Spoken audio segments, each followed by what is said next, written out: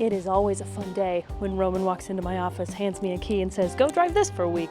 This week, it's the Honda Passport. I'm actually gonna turn the camera around. Check it out, guys. It's very Halloween, very fitting for October. You know what they say about orange? That's a powerful color. Also, have you noticed how orange is actually like really in right now? New iPhone 17 is bright orange. This is bright orange, and you know what? I don't hate it. I don't hate it at all.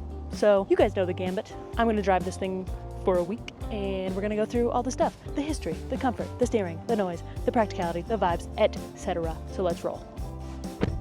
And ultimately, hello to you, Miss Honda. Ultimately, we're going to determine whether or not this is one of Honda's best cars, one of its best off-roaders for sure, because it's in that Trail Sport lineup. Is it just the best that Honda has done in a while? They're not known for off-roading, they're known for capability and reliability and durability and longevity, but did they just nail an off-road? Okay, people, good morning. It's cold today. It's, 43 degrees Fahrenheit. Shut up and drive. We're gonna be a little late to work today. Okay, good morning. So before we really get in, not you, Google. No, sorry. Google started listening to me. Stop! So before we really get into reviewing the Honda Passport, I did want to take you through the history, as per usual, through the Passport in general. So the Passport came out in the 90s, 1994, when the SUV boom was booming, and Honda was like, well, what the heck, we gotta get in the game. Why are green arrows never long enough? That's my question. Anyway, Honda really wanted to get into the SUV game because it seemed like that's really what consumers were wanting at the time. So they partnered with Isuzu, which is a company known for manufacturing various different kinds of trucks. Because working alone would have been a little bit too slow, so they were like, hey, yo, what's up? Let's work together. And they were like, sounds good. From that partnership came the original Passport in 1994, which allowed them to enter the market quickly in order to appeal to the outdoor family-oriented buyers. The Passport back in 94 competed with things like the 4Runner, the Ford Explorer, and the Jeep Cherokee. The main characteristics of the said OG Passport is the body on frame for off-road capability, the available V6 for more power, and various drive configurations, and also towing capability, but that wasn't really like the main selling point. Then 8 years went by, 2002 rolls around, and they discontinue the Passport to focus on their more successful models. Fast forward 17 years to 2019 is when the Passport makes a comeback. Essentially, the market started shifting again, and outdoorsy people who also may have had a couple kiddos, they are starting to jump into the midsize crossover two-row SUV. And Honda was like, hey, we have one of those. Let me just check my notes. Yeah, 1994, 2002, we did a Passport. Let's bring it back. So it was designed again on the same platform as the Pilot. The 2019 version of the Passport essentially played the Hannah Montana best of both worlds role because it functioned as a daily driver, but also as like an adventure driver if you're going camping with your family or you want to do some light off-roading. Like obviously it's not going to be like a mad rock crawler. Let's be so for real right now. The ground clearance on all of the Passports is nowhere near where it needs to be. But it still had a lot of the capabilities that a lot of like young families were looking for in terms of going on the dirt. But it also had all of the modern bells and whistles of like tech, safety, and comfort. So it kind of hit the sweet spot for a lot of people. Then in 2021, they released their official off-road trim titled the Trail Sport. So now we arrive at 2026. The car we're currently sitting in is the 2026 Honda Passport Trail Sport Elite, and she's gorgeous. This version of the Passport obviously maintains its roots of being a family-oriented, outdoorsy SUV. I think the design and styling of it really aims to be kind of rugged, but still refined. It's reliable and durable, which is, you know, what Honda is known for. And it actually has like more legit off-road capability than any previous model. Like I said before, I do think it still needs a little bit more ground clearance, but as far as just like hitting the dirt roads and the mountain goes, it's more than capable. So now we're in the present. We're gonna drive today's version, today's top model. Did you guys ever watch that show with Tyra Banks? That show was crazy. Okay. Oh, wow. Miss Lexus is aggressive. Go get him, Tiger. All right, now that you know a little bit about the history of the Honda Passport and the Trail Sport trim, let's get into this specific one. That always reminds me of opening night. The curtain rises. Buckle up, Buttercup. Let's see who's a kind person here. There's this school right by my house, and getting out of the neighborhood's always a time and a half. Oh, thank you. You're a gem. Thank you so much. Woo! Wow, that's a loud engine. Ha ha ha! Okay, good morning! The first category, as always, is noise. It's the first time I drove this car, I did not focus on the noise because I was blaring music from the Bose sound system, which is elite. And that actually fits because this is actually the Trail Sport Elite, which is, as it sounds, a little bit more expensive than just the Trail Sport. However, now the music is off and we're gonna listen to the sound, to the noise, to the racket, okay? It's not quiet as a church mouse. Part of that is because it has off-road tires on it. Oh, here we go.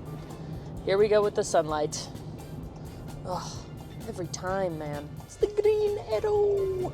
On the big road, y'all. Here we go. So, yeah, not the quietest vehicle I've ever been in. And again, that is because of the all-terrain tires. These are called General Grabbers, which is, I think, a hilarious name. The other noise factor that I've noticed, especially when you're like initially accelerating, is the engine. The engine has a growl to it. It has kind of like you know, in cartoons when like somebody's getting ready to run and they're like kicking back dirt with their legs. That's kind of what it feels like the engine is doing. I know a cartoon rev up is not the most specific description, but let's be real, you don't watch these videos because you want really specific horsepower and torque, although if you want it, I do have it.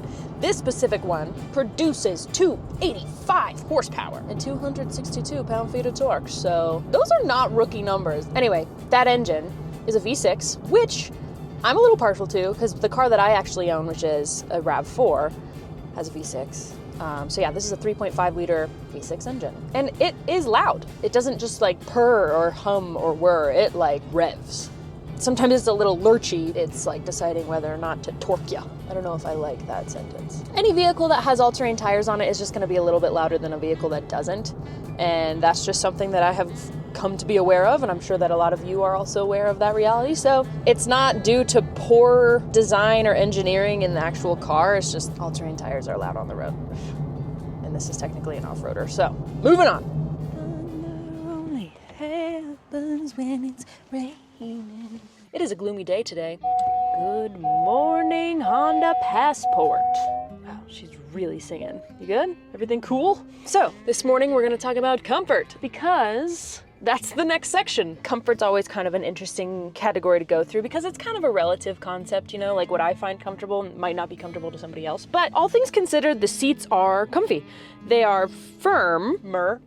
They definitely don't have like a lot of squish to them. A little bit bolstered. I definitely think they were going for kind of that off-roady vibe with the seats. I think the coloring is rather like a Jack Russell Terrier. And of course, there is automatic adjustments on the side. Got lumbar support, up, down, right, back, left, gone, up, down, zippy-doo. The two-tone's nice. It's comfortable to look at. We've mentioned this before. I love that it closes. There is a second row. No third row, but there's a second one, so let's go check that out. Wow, okay, so this is actually extremely roomy. I do recognize that my sitting position is a little further than most, but this is crazy, y'all. I don't think you can even, here, check this out. That's like lots and lots of legroom back here. There's this little guy that pulls down. You have heated seats back here, which is awesome. You have vents. You got a port. I think you have USB-C ports. Peasant blockers, more commonly known as sunshades. I mean, it's comfy cozy back here. It's just like solidly made. It's like comfort and practicality were baked in to the design back here. And the speakers come back here too. The two-tone continues. Got little lights, very bright lights. Really well done. Not the height of luxury. It's not like a luxury coupe type of squish back here in the seats, but it's nice. In terms of it on the road, genuinely, I think the only uncomfortable thing about it on the road is the road noise. The ride quality is pretty stellar. I mean, it takes in the road well. Obviously, as we've discussed before, the cabin noise is a little uncomfortable, but for an off-roading vehicle, the on-road experience is pretty delightful. I don't have a lot of substantial complaints about it.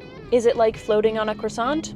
No, but the suspension also does a good job making sure that the bumps in the road don't feel like an earthquake. This is a pretty like potholey road, and if you ever come to Colorado, get ready for potholes. So yeah, for an off-roader, the on-road capability and comfort is stunning. West Virginia, Mountain Mama, take me home, country road. Time to talk about steering. Excellent backup system. You got that overhead view and a really crispy camera. check that out. It's really nice. I promise it's not flickering in real life. It's just the frame rate of the camera. So normally steering is a pretty short category because it's like, does the car turn? That's kind of the only condition that I have. If the car turns well, great. The steering is loosey, goosey, lemon floozy. That is not to say that it is not smooth and well controlled, or that it's not like powerful and well designed. It's just not super dialed. And you know, maybe it's like an intro to off-roading type of steering where it's just like, it's kind of tight sometimes, but it's just loose. I mean loose in like the sense that this thing is not turning on a dime. It is powerful and smooth and controlled, but it is not super dialed. So it's kind of like an amateur synchronized swimmer where their movements are there, but they're not quite there. There's a feature, and I'm sure you can turn it off, I just haven't figured out how. When you kind of veer outside your lane, which obviously you shouldn't be doing anyway, and you touch either side of the lane, the steering wheel starts shaking. In a lot of cars that I've been in, that has been like a beep or a warning or a flash on the gauge cluster. But in this car, the whole steering wheel shakes like an anxious chihuahua. Main way that you can avoid that, I guess, is if you have to like pass a biker or something on the side, you just turn your blinker on and that kind of like turns off that feature. I understand that it exists for safety so that you are more likely to stay in your lane, so that you're given some accountability for, you know, not driving too far to one side or the other. But don't make the steering wheel shake. If I wanted to hold an anxious chihuahua, I would just buy an anxious chihuahua. I don't need it in my steering wheel. So yeah, steering overall is pretty loose. It's not incredibly precise, but it is perfectly adequate just for a daily driver. The steering wheel herself, of course, is beautiful. This is what I mean. Like that is it looks like a carnival ride, the way that thing just swings. But no, this is heated and it has all of your available buttons. It does have a little driver assist there, you know, voice, volume, next track. You also have these guys up here. So the steering wheel as itself is beautiful. The next section, of course, Practicality. Practicality. Case knows what he's doing. Case is here because Jen is not. Yeah, and I've got to keep us on track. Your first thing you want to talk about, as far as practicality, is the color. Check this out. Gavin, show us where there's orange, my man. Orange in the headlights. Kind of an alarming little perimeter of scary looking orange.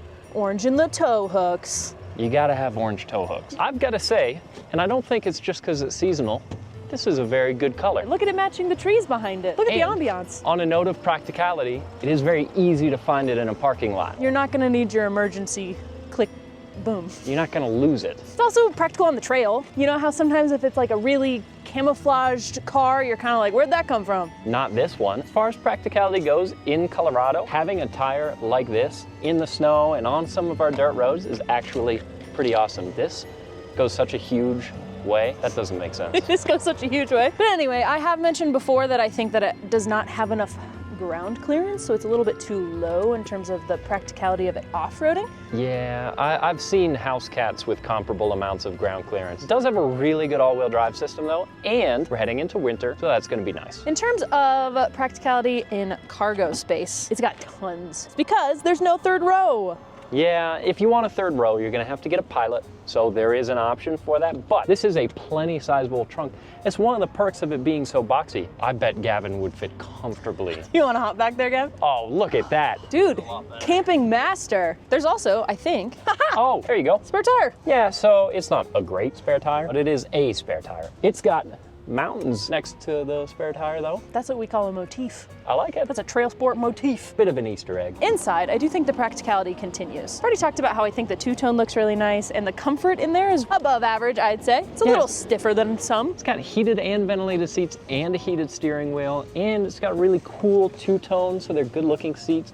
Do you like the seats? Are they comfy? They're not the most plush thing in the world, but they're perfect for what it's designed for, which is to be a comfortable daily driver and a comfortable adventure vehicle. Plus, they've got real switches for the climate, which is awesome. That's music to my ears. Real buttons. Bing, bong, boom, bong, dang, bong. It's also mad spacious in this car, as some younger hip people might say. Look how wide it is. If I get in, look at how much space there is between us. We don't even have to like pretend to be friends in here. Yeah, it's awesome. I don't even have to lean away from you. Not even. Like normal. There's also a very responsive Yeah, it's a nice infotainment screen. system up here. Sure. It's nothing out of the ordinary. Or Everyone particularly- uses CarPlay at this point anyway. Right, or but- Android Auto. It's nice. Does anyone use Android Auto?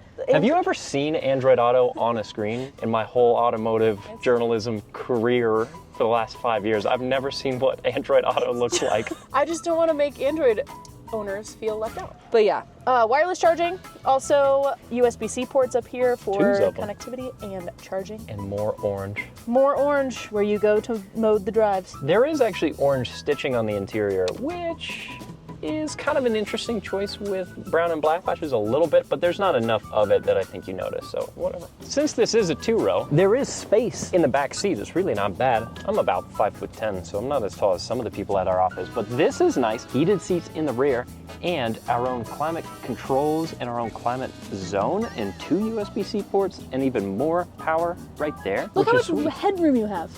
I know. I really like the Bronco Sport, and this to me is just like a bigger, better equipped Bronco Sport. And comfier. Pretty nice. Yeah, comfier. I will tell you one thing, Case. What are you gonna tell me? It's comfortable, it's practical, it's stylish. There is one impractical thing about this place that we're sitting in. Yes. This beautiful car that Tell we me call a about this place. place. It has terrible fuel economy compared Yeah. to other Honda models. But this is one of the reasons that we do all the testing that we do, because we've done an MPG loop on this car, and it did a good bit better than what the EPA says. So even around town, we did one MPG loop where we were getting around 25 miles per gallon. It's not too bad for a car this size. In general, I mean, it's 18 in the city, Yeah. 23 on the highway with a combined 20. And personally, that sounds terrible. Yeah, well, you drive a lot of miles. I drive a so lot of miles. That would cost you a lot in fuel. And also, they don't have an available hybrid powertrain for this. No, I think this is the only option. That's the only impractical thing that I can find. I would for sure drive this as a daily if I had the means to buy it. Yeah, it's what? It's almost 50 grand? About 52, yeah, the Elite. This one Yeah. specifically. So, Sound. what are you gonna do? Rob a bank? Yeah, or 2. Okay, y'all.